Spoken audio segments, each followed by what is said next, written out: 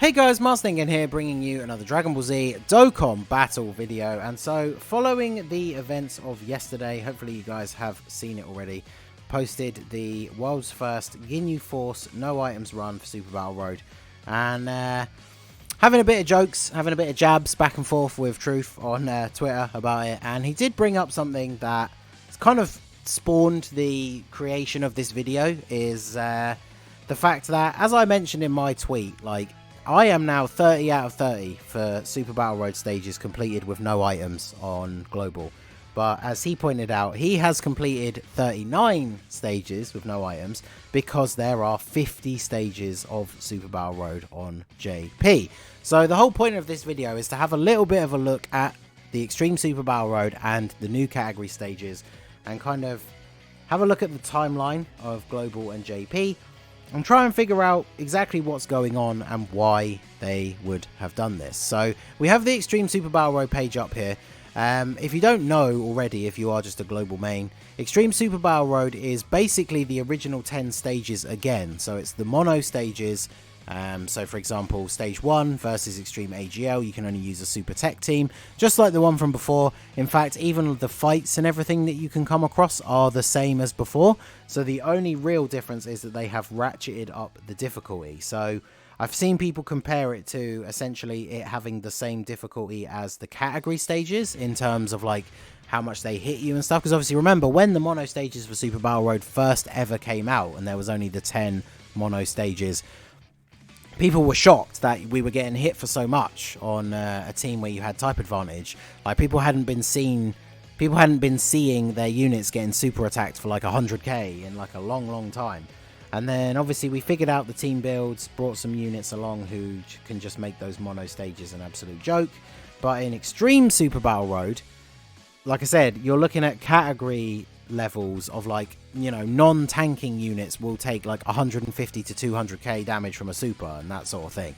So it's the same stages that we already know, but they have ratcheted up the difficulty. So if we take a look at the timeline for JP, Extreme Super Battle Road came out here for Saiyan Day, which was 18th of March 2020. So we're almost, at the time of recording, I think we're like 10 days away from this being exactly 6 months ago. So Saiyan Day was a joint celebration. Both versions got the AGL Transforming Bardock and the free-to-play Team Bardock units with the LR Team Bardock as their leader, kind of like the Ginyu Force. But JP also got Extreme Super Battle Road. But if we take a look back to the start of the year, Demon King Piccolo, I guess, could be pretty good on Extreme Tech. High School Gohan definitely would be super useful on Super STR. This guy maybe would be good on Extreme STR. The Awakenings for these guys, obviously the 50% units are super useful on Extreme Super Battle Road, but they're not like 100% necessary. So you got the Easy A for Vegeta, he definitely is good on Super Int. Whis is a beast on Super STR. Beerus is not the best in Super Battle Road, especially Extreme Super Battle Road. And then of course it's all the anniversary stuff. But like, the main thing is, none of this stuff that came out right before Saiyan Day, like, I would argue, and I know I have a pretty solid box, but I'm not like Goresh level. Like, there are whales on Global who have way better boxes than I do. But like, from my personal perspective, like, this would not have been hard to complete. Like, if they dropped this for both versions at the same time, obviously newer players or people who are free to play with maybe a slightly lower power level box, they might not have been able to complete all of these stages. But bear in mind, for this particular, like, you know, discussion, we are talking about just completing it in general. So like, using items is allowed. Like, obviously once they finally come to Global, I will be working on the no item runs, but like, I'm just talking about the general consensus for everybody else to actually just complete these stages and get the rewards using items, as, you know, the game allows you to do. Nothing would have made that impossible. Like, people would have been able to do all 10 of these stages. And like, if we look at the Extreme Super Battle Road reward, is the medals for this Kid Gohan from the original 10 mono stages. And like, you know, he's not very good, but his Easy A actually makes him really good. His leader skill, he becomes the best all types leader in the game, I'm pretty sure. which can make for some fun, interesting theme teams. Obviously, it's not going to like break the game in any way. And same with his passive, like he's a very solid unit, but he's not game breaking. So you can't even use the rationale of, if we've already skipped past, they didn't release it because it would be too hard for global. You can't use the reasoning of, oh, well, they didn't release it because if global got the easy A for Kid Gohan, it would have been like, you know, that would have broken the game or whatever. Because we already knew that easy A's for LRs were a thing because JP had already gotten the Goku Black in Goku's body. There's a master in Goku's body, I should say, for the anniversary. Now, you could say that, oh, well, they wanted to keep that for the anniversary, but they've done this plenty of times on Global before, where the 3-year anniversary, the 3-year LRs were the first transforming units, but then Global got UI Goku early, so he was actually the first transforming unit for Global. And then they did the same thing with active skills for the year 4 LRs, because Kid Goku came out before the anniversary on Global. So they have shown that they'll release something on Global even if its debut on JP was on a later event. So that's not the reason. And if we go back to the timeline, like even if we start looking down here at the stuff that's come out since then, Blue Kaioken and these Awakenings were already out. Then we've got LR Krillin. He would be good on Super Battle Road, but obviously we do have him now. These Easy A's, the AGL Frieza, even without his Easy A, you would have used him on Extreme AGL and he would have been okay. The Int one obviously was terrible before his Easy A, but Extreme Int was doable without him for sure. Same with Super Int for Trunks. Extreme AGL with LR, Nappa and Vegeta, they would obviously be very useful on there, but they're not 100% necessary. Then, of course, we get the Gotenks and Boo celebration, which is where the timeline for Global and JP gets thrown out, because even though Global's been catching up quite a lot, things are now releasing out of order, because this is the celebration that is normally reserved for November in Global, which has led to a couple of things coming out of order. So both of them are good units, but again, you're not going to be in a position where you couldn't complete Super Int or Extreme Tech until these guys came out. And then the Awakenings for these guys will be super useful. Same with these. We have these free-to-play units, but again, like free-to-play units are obviously never really the top tier units for Super Battle Road outside of like LRs and stuff. So we keep scrolling down. Barbary and Tabora again are the same. Extreme AGL, not necessarily even going to use them on your team. Same with Raditz. Physical Vegito Blue, we obviously have him on Global now. He came out on Global first. He's incredibly good. You probably would use him on your physical team, but we already have him. We've had him for ages now. So again, like, where are these stages? Like, it's not going to be difficult for us to complete them.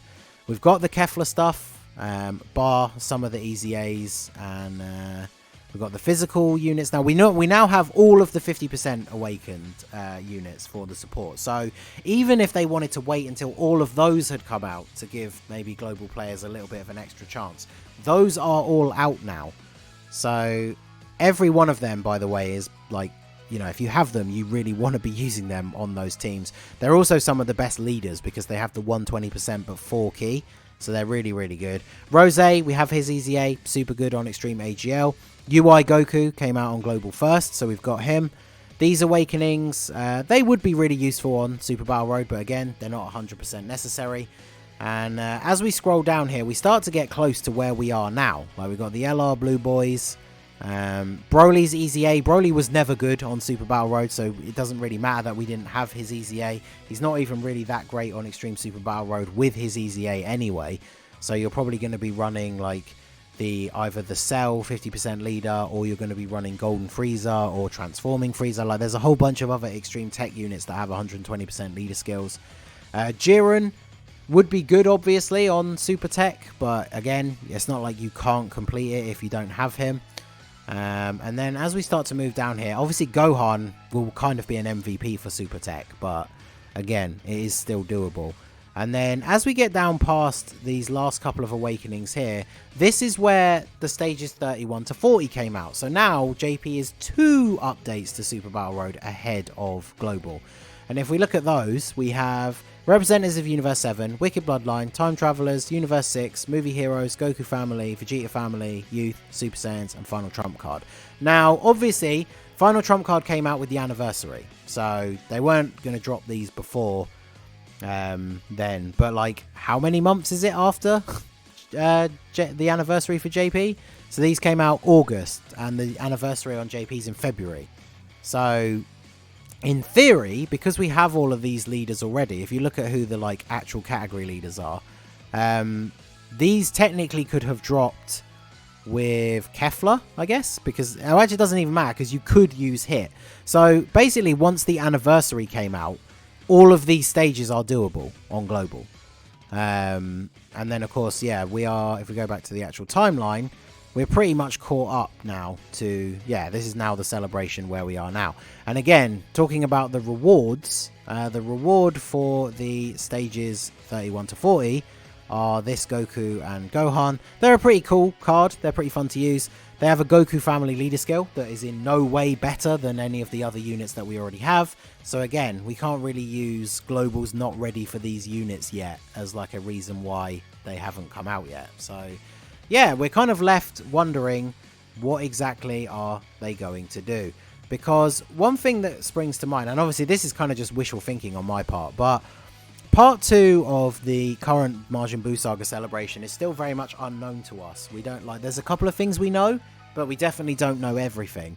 And they have shown with this Saiyan Day celebration that they are willing to have a dual celebration on both versions, but where suddenly one version gets an event that the other one doesn't.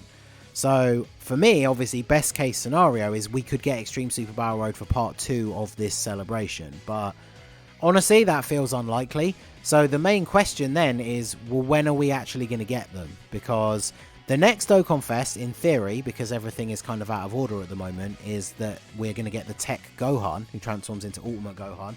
Incredible unit. You definitely should summon for him. He's very, very good. And then in November, we're going to get the Gotenks and Buu celebration. And then I would imagine Christmas, we are very likely to get another Global First again.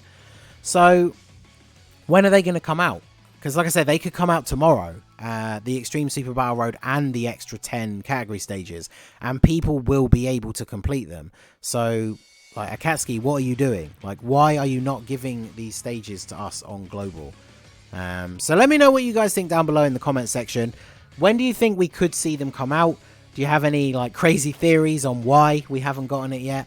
And like, do you think you would be able to beat some of the stages? Like, I started doing a set of guide videos for Extreme Super Battle Road because we thought it was going to drop with the Kefla celebration, and then it didn't. So those videos just kind of came out at a random time. So once Extreme Super Battle Road does come to Global, I will be like reposting those links for the playlist and everything. But yeah, the ultimate question of the day is, when is Global going to get more Super Battle Road? Because, you know, not everybody is going to be no items in the stages, that's fine. But I'm sure most of you are in the same boat where, with using items, you have completed all 30 of the stages. So we need more. And like I said, hopefully we could get it with part 2, but maybe even a part 3 if there is going to be one. But otherwise, dropping it with the Tech Gohan seems kind of weird. Like, I know his celebration didn't exactly come with a ton of stuff, but I could honestly see, and this would really suck, but I could honestly see them making us wait till the thank you celebration in November, which I really don't want, but I guess we will have to see. So that is going to be it for the video, guys. This has been the Masked Ningen. Let me know all of your thoughts down below in the comment section, or join my Discord and we can discuss it more there. That link is in the description as well. But smash that like button, subscribe to the channel if you are new, and I will see you all again soon. Have a good one.